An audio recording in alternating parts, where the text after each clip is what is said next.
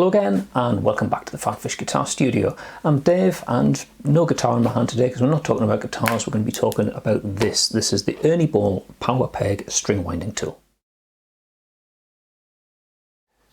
Now if you've restrung a guitar or two in your time, you'll know that just tuning a guitar by hand, just getting all the initial string winding done before you tune the guitar up to pitch can be a bit tedious, so a tool like a string winder is really useful. For example, I've had this one. This is a Planet Waves string winder. It fits all of the tuning pegs, all my different guitars, bass, ukulele, whatever, and you can just use that. It's really easy to turn the tuning pegs nice and fast. This is quite a neat one. It's got a combined like a string cutter and a bridge pin puller in there as well. I've had this forever. Cost me £10–12 many years ago, and I think you'd probably pick them up for similar sort of money now. Very useful tool. But I thought what I was going to have a look at is a way to like up my restringing game, and that's to go with an electric string winding tool. And after a bit of online shopping, I settled on the Ernie Ball Power Peg. And here it is. It looks like a miniature electric drill, and anatomically it has a lot of similarities. This one I picked up from Amazon. It was £28. There are substantially cheaper ones on the market, but I'm a great believer in if you buy cheap, you end up buying twice because of the cheap option. Sometimes it'll not be very reliable, it'll be badly made, it'll break, whatever. So I thought it's worth a tool. I think if anybody who's bought tools knows it's worth paying a little bit extra. So yeah, £28, and this came through my door from Amazon. So what we've got is something nice ergonomic grip, plastic. It's got a slightly like rubberized feel to it. It's quite tactile. It fits in the hand quite nicely, and like I said, it looks a bit like a drill, but where your drill bit would normally be, you've got this plastic thing that will fit in to various different shapes and sizes of tuning peg. So I've been around all my guitars here, and generally it accommodates them with minimal amount of wobble. It's generally a pretty good fit. In terms of controls, we've got a little trigger button here. Push the button one way to wind strings in when you're like setting a guitar up, and another way button takes the winder the other way, so if you want to quickly unwind strings if you're taking the strings off a guitar. And to prevent you from triggering this accidentally, if it's in your gig bag and you don't want to run the batteries down, there's a little lock here, so when that button's up I can't operate it. Click that down and it works. So that's the basic operation of it. Let's take a look at the specs.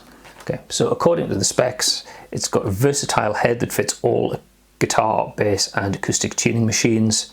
It's got forward and reverse capabilities at up to 200 RPM, the locking safety switch, which I just mentioned, and a comfortable grip. And I will attest to that. Yeah, it is quite a comfortable grip. It's a nice feel in the hand.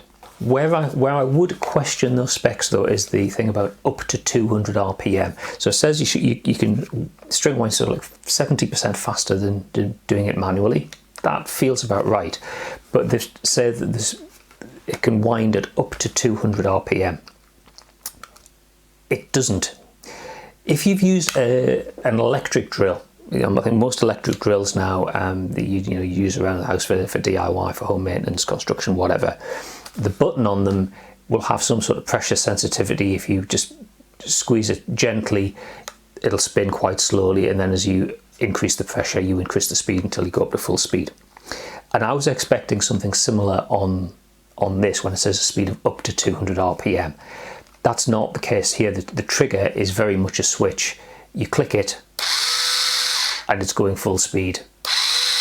There's no building up speed or whatever. So I think that up to 200 RPM is a little bit misleading. It's 0 or it's 200 RPM.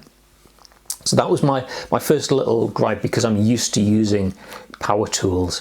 That just basic on-off experience felt a little bit weird.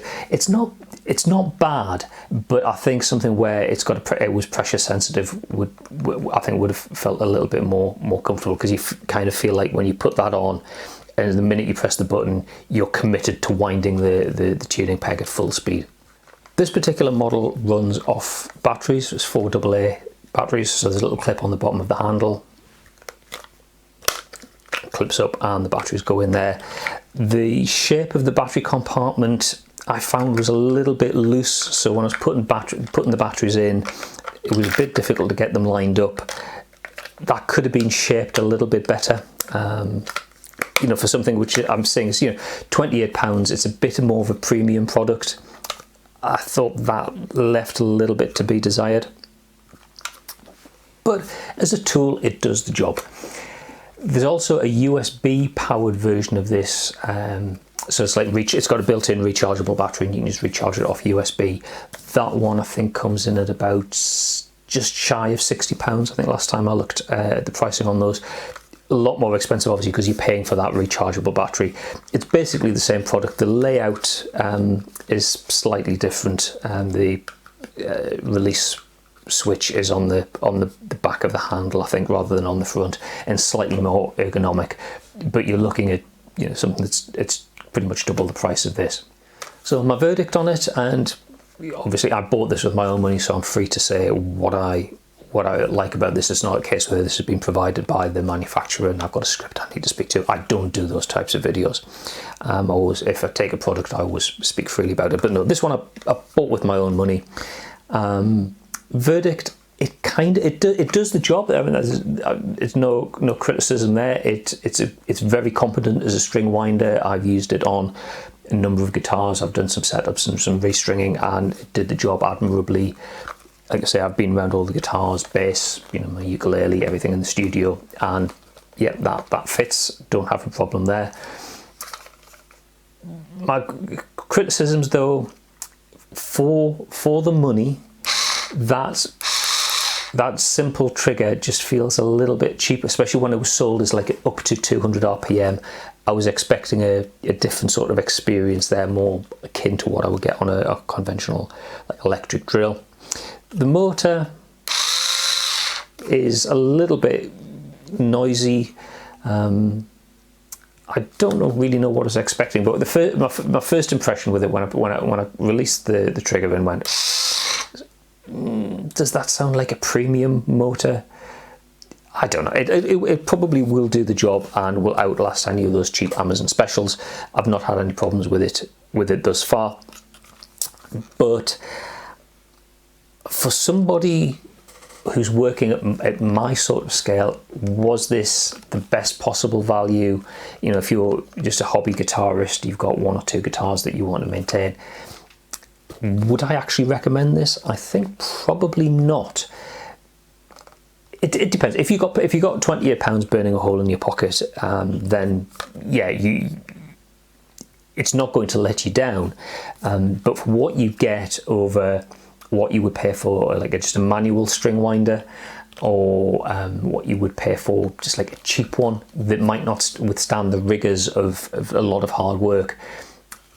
You know, if you're just a home guitarist, you're not a working guitar tech who's, you know, restringing, setting up multiple guitars every day.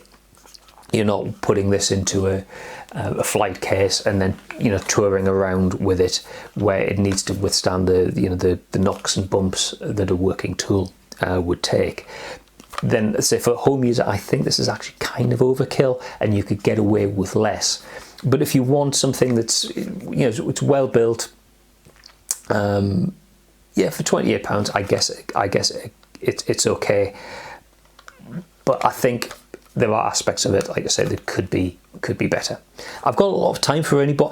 This isn't throwing shade on Ernie Ball. I've got a lot of time for them. They make some great stuff. I'm a huge fan of their strings. I use their electric slinkies and hybrid slinkies on my electrics almost exclusively.